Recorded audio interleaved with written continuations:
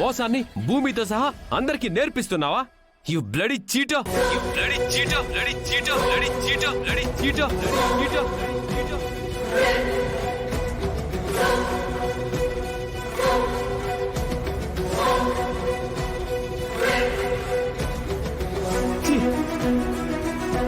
అసలు నీది ఒక బ్రతికేనా? ఇలాంటి బ్రతికే కన్నా చావే బెటర్. చచ్చిపో, చచ్చిపో, చచ్చిపో, చచ్చిపో, చచ్చిపో, చచ్చిపో.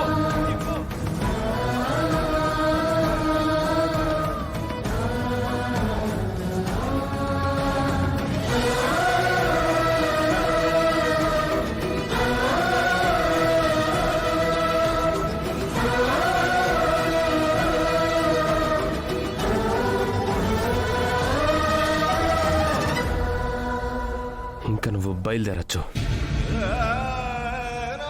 అది కాదండి, నా మాట వినను, వినను, వినను, వినను, వినను.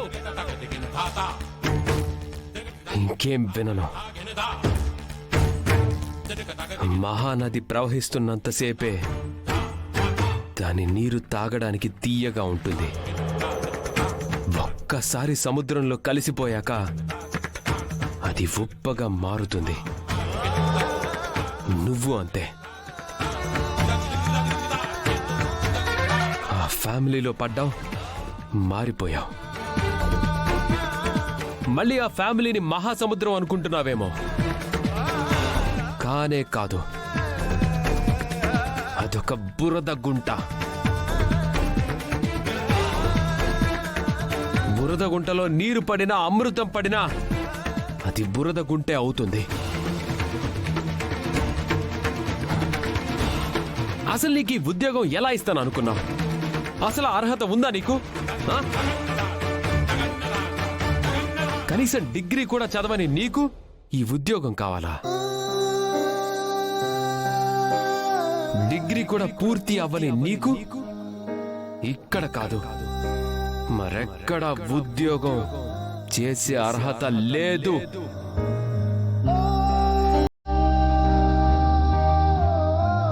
అవుట్. Just get out.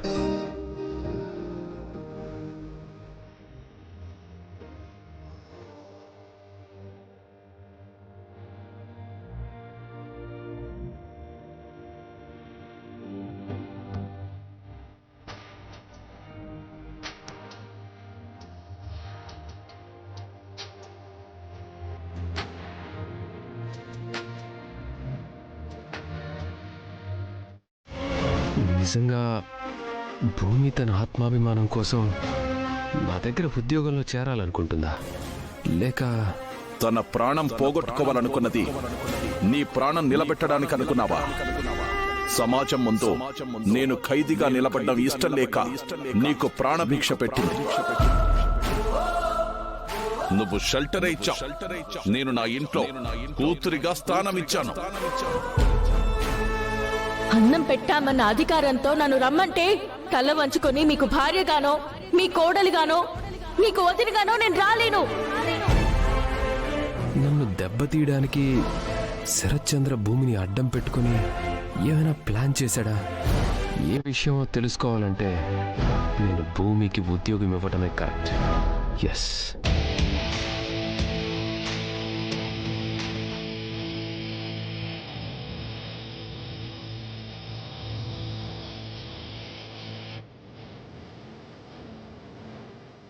మళ్ళీ ఎందుకు పిలిచారు? తిట్టాల్సినవి ఏమైనా మిగిలిపోయాయా? తిట్టేయండి, తినేసి వెళ్ళిపోతాను.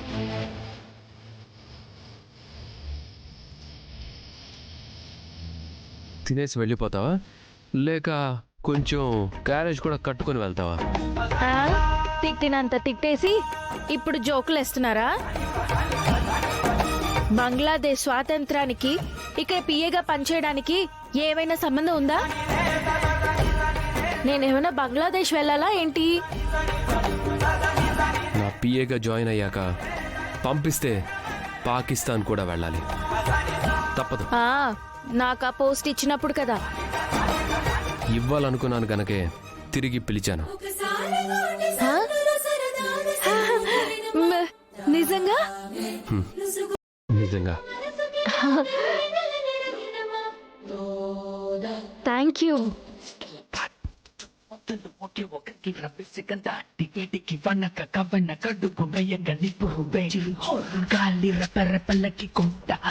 You can go. చూసావా టాబ్లెట్ వేసుకున్నట్టు అనిపించిందా? లేదు మమ్మీ. హా, అది అలా వేసుకోవాలి.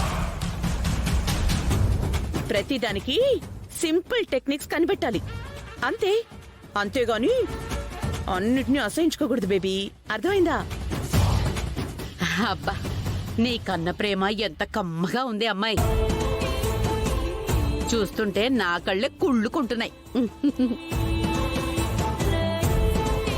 అవునమ్మాయి, నువ్విక్కడ ఇంత గారాబంగా చూసుకుంటున్నావు కదా, రేపు నువ్వు మాటిచ్చినట్టు మీ అమ్మాయికి నచ్చినట్టు ఆ గగన్నిచ్చి పెళ్లి చేసావే అనుకో, వాళ్ళు ఎలా చూసుకుంటారంటావు? బోల్డ్ అంత కట్నం ఇచ్చి చేస్తాను గనక పుత్తడి బొమ్మలాగా చూసుకుంటారు. ఇత్తడి ఇరుసులా ఏం కాదు. నువ్వు ఆ శారదని ఎన్ని అవమానాలకు గురిచేశావు. ఒకసారి పెళ్లి చేయించబోయావు, అంతకంటే ముందు గుండు కొట్టించబోయావు. అవన్నీ మనసులో పెట్టుకుంటే మీ అమ్మాయి పరిస్థితి ఏంటో మీరిద్దరూ ఒక్కసారి ఊహించుకోండి.